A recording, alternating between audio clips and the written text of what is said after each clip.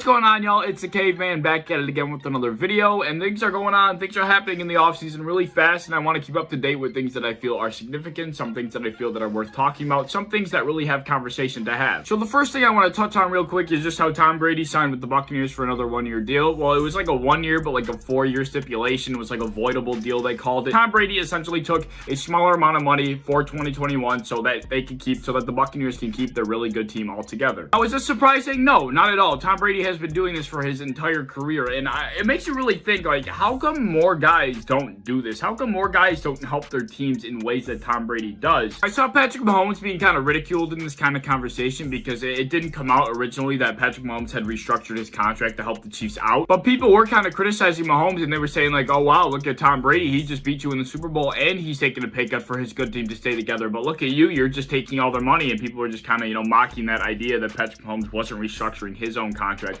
But then it did soon later come out that Patrick Mahomes did restructure his contract to help out the Chiefs. But even still, like, Patrick Mahomes is not the only guy that I feel like could be doing this for their team. I mean, I think I'll just use the most recent example. I mean, Dak Prescott, I understand that things are a little different when it comes to Dak Prescott and the Cowboys, but the Cowboys are bad.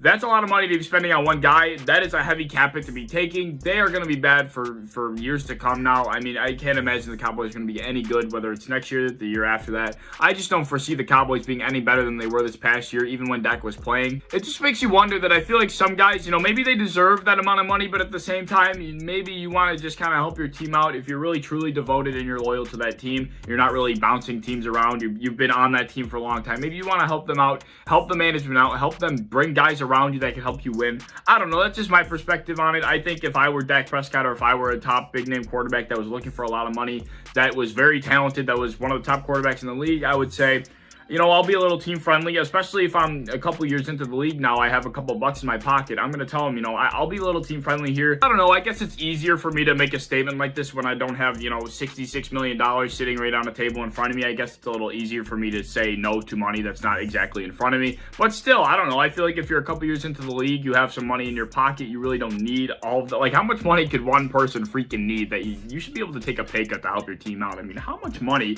do these guys need in their life? Well, the other thing I want to quickly touch on is Cam Newton getting re-signed to the Patriots. Now, I'm not a Patriots fan. I don't care about the Patriots. I despise the Patriots for the most part. My level of dislike has gone down significantly for the Patriots ever since Tom Brady left, but they are still a division rival, so I'm not going to like any division rival against the Bills. But the Patriots did re-sign Cam Newton to a 1-year, $14 million contract after he was on a 1-year prove-it deal. He did not have the best season at all, and people are actually kind of mocking the Patriots and wondering why they did this. And I'm sitting back and I'm like, if I'm a Patriots fan, I'm not that upset about this. It gives you another year to kind of contend again. You don't want to just completely fall back into a full rebuild and just go into the year knowing that you're going to have no chance of contending for a playoff spot whatsoever. You're going to be watching a team that's just out there doing nothing. They're getting a lot of guys back off of the COVID list. Cam Newton was playing well right before that COVID hit him, so he was actually doing very well. The Patriots actually looked somewhat scary. As a Bills fan, I'm not worried about the Patriots at all. Like, I'm still not worried about them even with Cam Newton, but you give Cam Newton a full offseason with Bill Belichick, I think that's dangerous. Like I said, Cam Newton did not have a bad start to the season. I mean, he barely lost to the Seahawks. He lost to the Seahawks on like a 4th and goal at the end of the game when the Seahawks were going crazy. Like, he was playing very well at the beginning, so if I'm a Patriots fan, I'm not too upset about this, and I'm not really sure why people are clowning the Patriots for making this move. Like I said before, as a Bills fan, this doesn't make me worried about the Patriots any more than I was before. The Patriots are not going to be an issue for us, you would think, at least based on how we were last year. The Patriots should not be an issue for us whatsoever,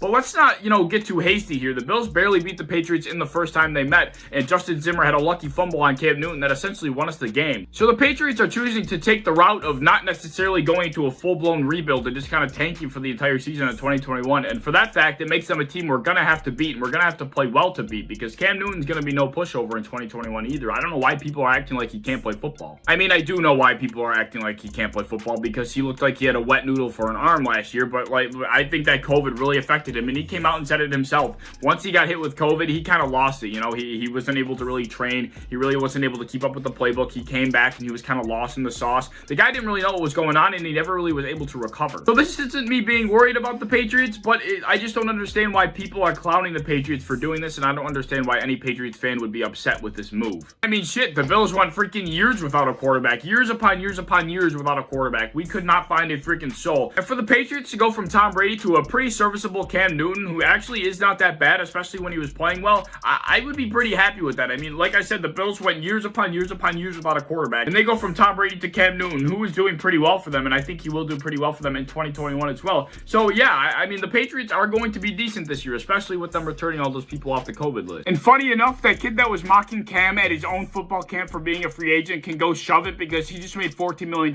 in 1 year. That's more money than that kid will ever make in his life. So that kid can go shove it up his ass, because that is even more funny that I didn't even think about. Cam Newton is not a free agent anymore, buddy. He just made $14 million in a year. What are you doing, kid? But yeah, Cam Newton and Tom Brady re-signing were not the only two things that happened today. We saw Daryl Williams for the Buffalo Bills get re-signed. I'm not exactly sure what the stipulations were. I don't remember off the top of my head. But it was not very cheap. You know, it was a good deal for both sides, but Daryl Williams definitely got paid a pretty penny. It was also actually confirmed that Mario Addison for the Buffalo Bills decided to take a pay cut. He restructured his contract, which makes me think that we are not really going to be targeting pass rush all that much, because we're going to be sticking with Mario Addison. I'm not too, thrilled about that. You know, trust the process. I believe in Brandon Beane. He's been doing a solid job up to this point. But I personally would have liked to see Mario Addison get the complete chop. I did not want him on the team going into 2021. He did not produce the level we thought. I don't know what the restructure details are. They have not released them yet. But I just would have liked to see Mario Addison get completely cut. But it is what it is. I hope we are still pursuing pass rush, because we certainly still need it. Mario Addison taking a pay cut does not solve our pass rush issue. So hopefully we'll be able to still figure that out. But anyway, that's about all I have to say about the Cam Newton and the Tom Brady restructure for their team situation. I just want to throw my 2 cents in on that. I want to know your thoughts on each situation. Do you think the Patriots will be any kind of threat to anybody in 2021 with Cam Newton returning? And do you think more quarterbacks or more big name players should be taking pay cuts for their team to be good? Do you think that's something a lot more guys should be doing? I want to know your thoughts down below. Please leave them down there. You guys know I love talking to you guys. If you guys enjoyed the video, please like, subscribe, do all the fun stuff. If you want to hit the bell to be notified when I upload, I would appreciate that. If you want to head over to Twitter and follow me over there, I would appreciate that as well. But I hope to see you in the next video. Peace.